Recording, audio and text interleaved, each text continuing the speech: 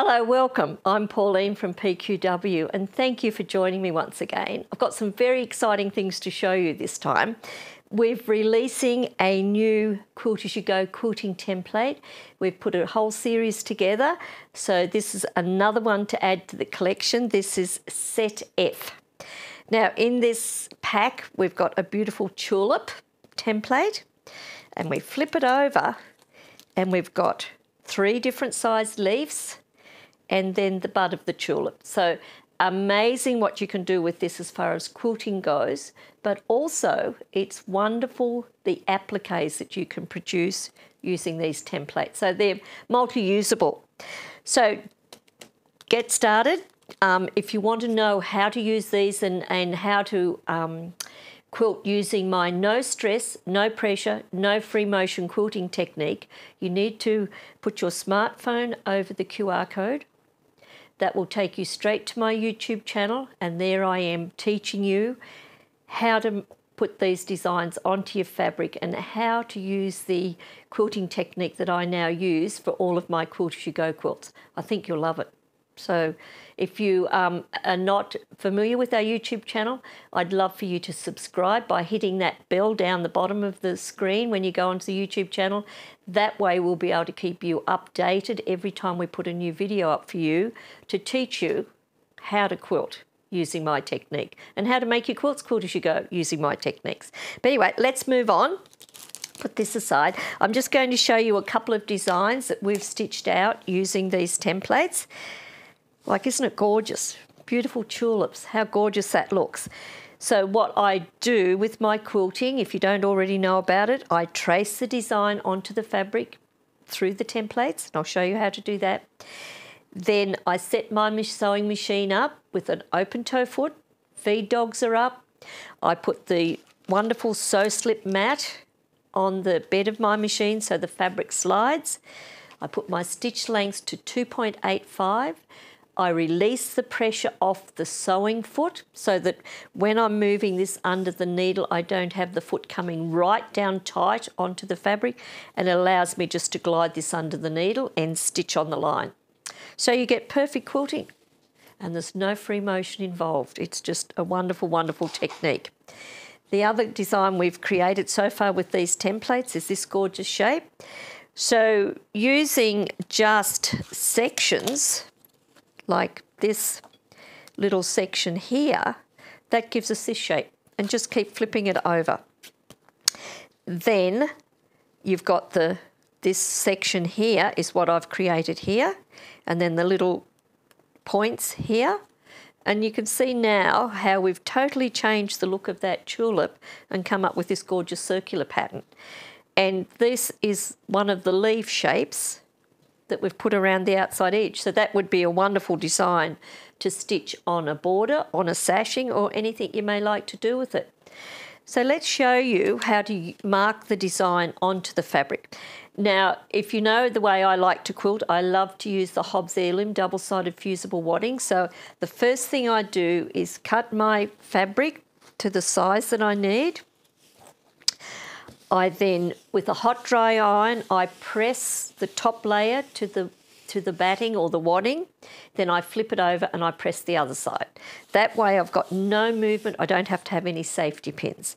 Then I use the Bowhin marking pencil. I love this pencil because I know it will always come out of my fabric. So I'm going to use the white lead. I put the template on and I'll probably work out where I want the designs to be. And just another thing about the designs, if you go to my website, which is pqw.com.au, put in the search bar Quilt As You Go quilting templates. When that page pops up, you'll see on that page free downloadable patterns. So if you click on that, there'll be a pattern sheet there to show you all the different designs you can create using this set of templates, Set F. But if you want to get designs for Set A, B, C, D or E, they are all there ready for you to download at no charge. So collect all those design sheets together, set them up in a folder, and then you can refer to them anytime that you want to put a nice design onto your quilt. But I'm just going to show you how to use the template without putting any particular design on. There's no right or wrong way to the template. But what we do, have your lead out long enough so that it fits through the split in the template. Now we need to press down firmly. If by any chance that I start to use this pencil and start to lean it to the side, it will snap the lead. So we don't want to do that. We want to keep the pencil upright at all times. Just going to press my lead down so it's long enough to come through that split. And we just simply press down firmly, hold the pencil upright and mark the design. And you just go through and mark the whole design on, creating the nice pattern that you'd like to quilt. Remember, you can use section of the templates or you can use the whole shape to create the beautiful tulip. Just keep drawing. And like if you miss any of the lines, it's very easy to put the template back on and go over the lines that you may have missed. So it'll take you a few minutes to put your design on, but once you get the design on, I'm going to guarantee you're going to have a beautiful quilting pattern when you get finished. So I think I've got all the lines drawn now. Just double check. The good thing is you can see down through the template to make sure you've got all those lines drawn. I did miss a few. So there's the pattern. That's now ready for me to stitch. You know, and I'd probably fill in the whole lot of this like I have with these ones. I wanted to fill up the whole space. You know, and I could come back and do some other quilting in here. I could use one of the other templates and put other design elements in here to fill up that whole space. And it depends whether you're appliquing or whether you're piecing, but some of these designs look absolutely beautiful over a patchwork block. You know, if you've got a square in a block and you want to put a tulip in it, you could do that. If you want to just use some leaves around the outer edges of your blocks, you could do that. So I've got a design drawn up here, and hopefully the camera can pick this up. So I've drawn using this one, I've drawn that design on. Then when I've come back, I've used this one to create, oh, turned it the right way over, to create this shape. Then I've used the smaller leaf, turn it over, which way did I use it? This way, trace that one on, and then if you wanted to, you could always come back and put some bigger leaves on here to even enhance it even further. So it really doesn't matter. Oops, I've just gone a bit off. So what I'm going to do is erase this line out. And that's the lovely thing about this pencil. It's ceramic, so it's always going to come out of your fabric, which is brilliant. So let me start this again, get it on the right angle to fit in. There we go. So just trace it on.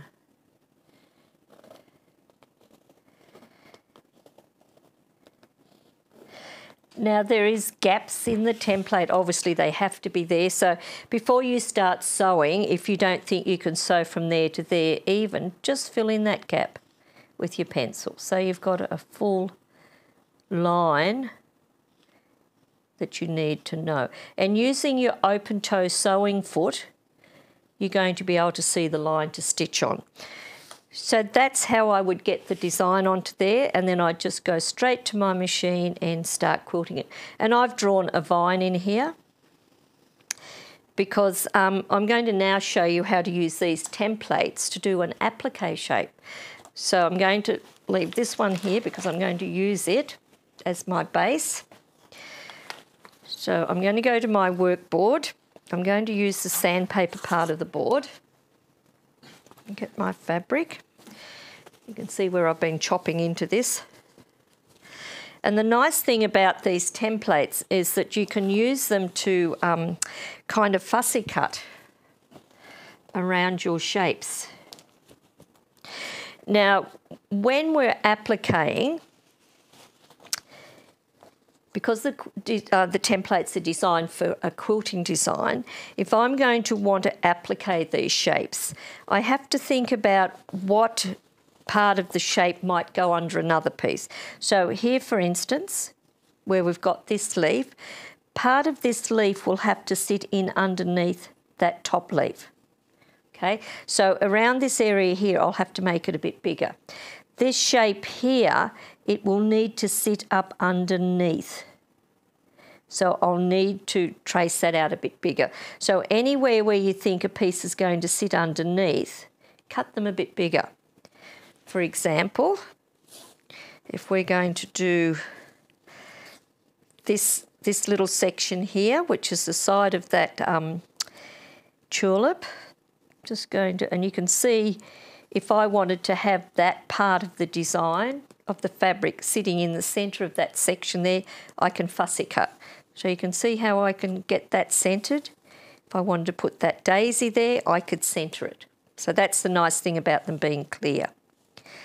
So let's come back up here. So using the sandpaper, it's going to avoid my fabric stretching as I draw around it. I'm using the dark lead because I know I can see this. Now, I've got the fabric facing up and I've got the template facing the way I want it to be. Now, before I go on, I should check that I've got it the right way. Yes, I have. Just doubting myself there for a moment. So we'll just come back, line this up, trace again. So now looking at our shape, and this is where it's nice if you can download the pattern sheets because it'll have the shapes there for you. So I've just traced this shape. So this is the section that I need to be a bit larger. So I'm going to come back with my marking pencil and I'm going to draw roughly around here and taper it back in. So I know that's where I'm going to now cut. So I love to use the Jack really, really sharp scissors. And I love them because they've got a serrated edge and they grab my fabric beautifully and just lift it up off the board. And I usually sit of an evening and with this little board on my lap and do all my applique shapes. Draw them out and then just sit there and cut them out. So cut around, make this piece a bit larger.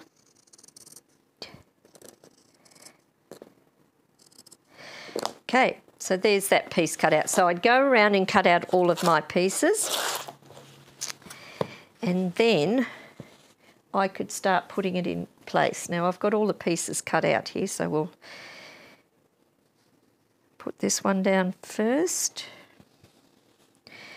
this one, then our petals,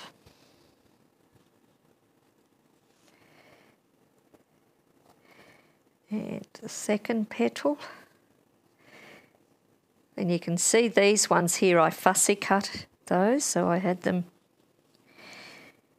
positioned where I wanted that nice aqua piece. So I'll tuck all the unders underneath. And if it doesn't line up to the drawn line that you've got there, you know, remember you can always come back and erase that out. Makes it so simple. So we'll put this piece down. Oops, this was a piece I designed up for this one. This one. I haven't yet cut out this little piece, but here's our leaves. And I haven't cut this big leaf out because I really don't know whether I'm going to use that or not.